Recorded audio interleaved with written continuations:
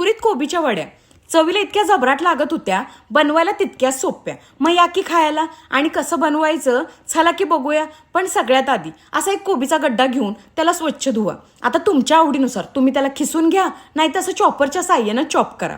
आता ह्याच्यामध्ये की नाही टप्प्याटप्प्यानं आधी कोथिंबीर घाला, नंतर हिरवी मिरची, लसूण, अद्रक, जिरं हे जी पेस्ट करून घाला. ओवा, तीळ, ज्वारीचं पीठ, हरभऱ्याचं पीठ, तांदळाचं पीठ, हळद, मिरची पावडर आणि चवीनुसार मीठ घालून सगळं बघा असं मिक्स करा.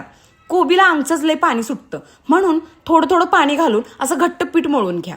अजिबात पातळ पीठ मळायचं नाही. आता मी दाखवलंय त्या पद्धतीनं गोळं तयार करा. आता हे गोळं खाली लागू नये म्हणून चाळणीला असं तेल लावा आणि वाफेवरती हे गोळं चांगलं शिजवून घ्या. आता शिजलंय की नाही ते पण कसं बघायचं, ते असं सुरीच्या साह्याने. आता हे गोळं गार झाल्यानंतर अशा वड्या कापून घ्या. आता तापलेल्या उन्हून तेलात खरपूस या वड्या तळून काढा. आता द्या दणका आणि लावा हजेरी. लाईक, शेअर, सबस्क्राईब करून